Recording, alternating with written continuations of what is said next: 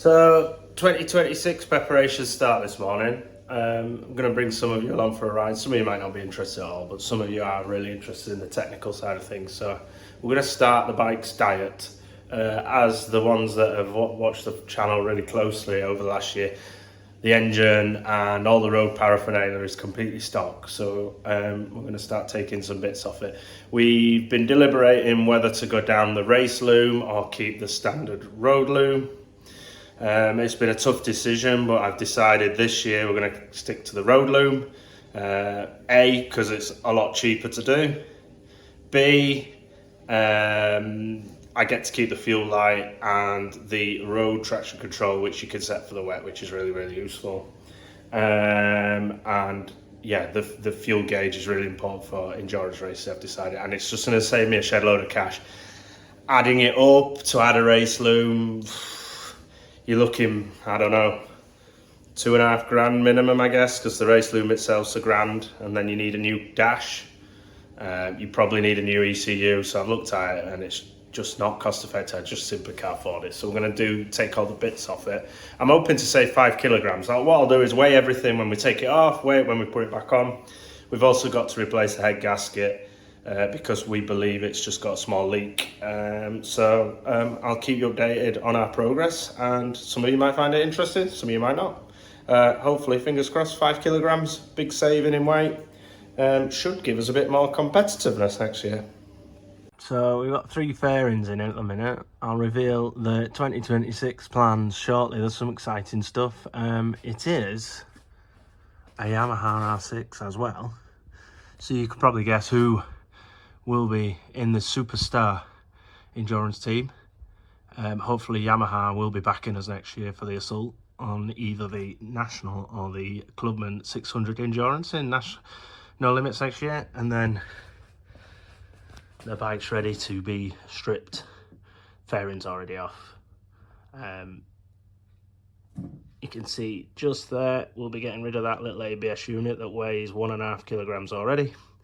So instant savings, and I'll keep you updated on the rest of the progress. Just gonna give everyone a good hoover out as we go. Make sure she stays nice and clean, no rubbish goes in the engine when we take it out of the frame. Give her a good spring clean as we go as well. Good morning, sports fans. So day one, we got the headers and the exhaust system off, we got the radiator off, and today we're taking the airbox off, and we will hopefully be dropping the engine out. I gave the headers and the exhaust system a full clean, and I'll be doing that as we go. Bit of air filter care, just leaving it to soak and clean. Pretty spotless anyway, but seeing as we're having it out, may as well give it a clean. So nearing the end of day 2, we finally dropped it out, and it's going in this contraption to work on it. So we're 2 weeks later now. We've had a race in between, so we've been in Spain. So the engine's in the cradle. We've cleaned up all the gasket stuff off the cylinder stuff. I don't know what I'm on about. Dad does. He's checked my valve clearances. And we're waiting on a head gasket, a GTYR1. We're putting a GTYR1 back in. And we're going to do a few bits today. And then before it goes back in, I'm going to have a real good clean round and make it look shiny. So yeah. So we've had the ECU sent off to RJS Superbikes at Mallory Park, and we've had it flashed to get rid of all the road caper. So we're putting it back in. That will enable us to take things like this out, and the stand switch, etc. So easy jobs. Pop it back in. Very good service at RJS. It came back within about a day. Unbelievable. So really good. Pop it back in, see how it goes. So that's all back in there, nice and tidy. This little thing costs £240. It weighs 30 grams. So we'll do a scientific weight loss at the end of this is the ABS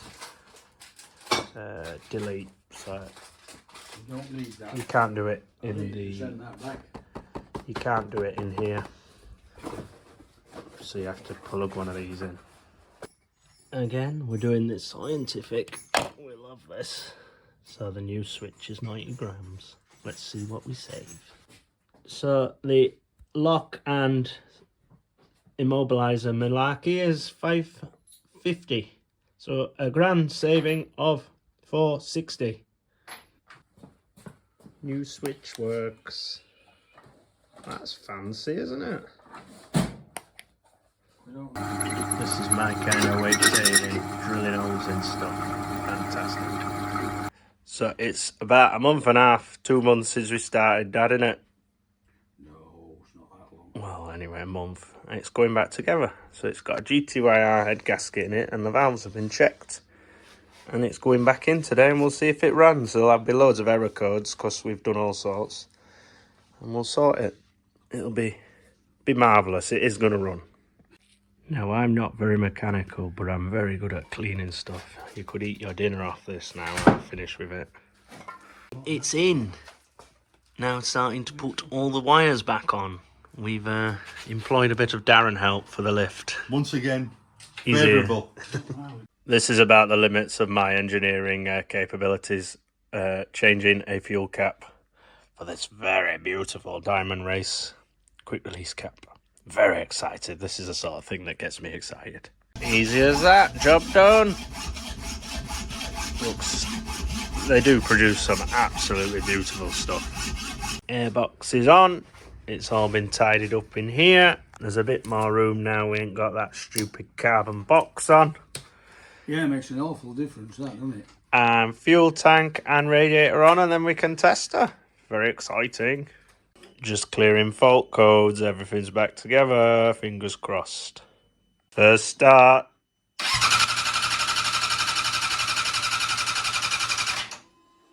It's a no, but it might not have any fuel in it.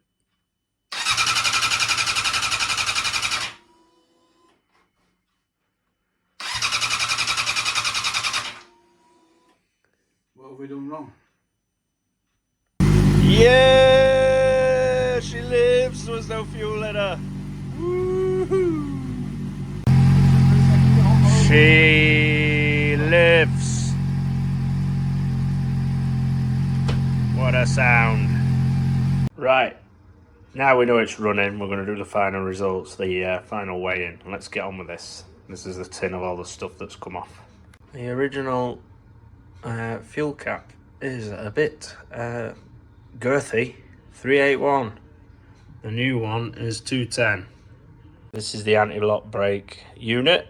That's a big old Bertha, look. This is an excellent use of your mum's kitchen scales, by the way.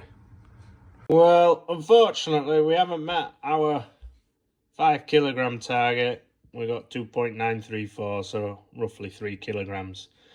Well, that's 3 kilograms you don't have to cart round a circuit, so not to be sniffed at, but shame we couldn't make the 5 kilogram target. Well, that was a hard day's graft. Glad the bike works. 3 kilogram saving, amazing. And the next track action will be in February. Me and Major are going on a winter pre-season testing and fitness camp. We're taking the R6s to Andalusia, so that's booked. So very excited for that.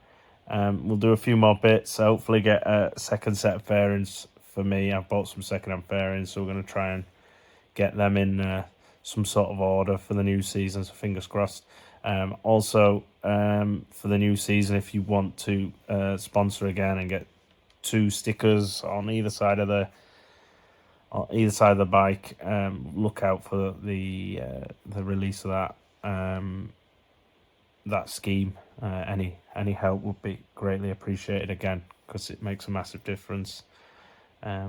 Yeah, and then the season kicks off in March. Starting her up today just got me all excited again for the new season. I'm really, really climbing the walls to get ready to start again. So big massive thanks to Dad for all of the hard hours he's put in on prepping the bike. Still got a bit more to do, like I say, but we're in a good position, ready for the new season. See you soon.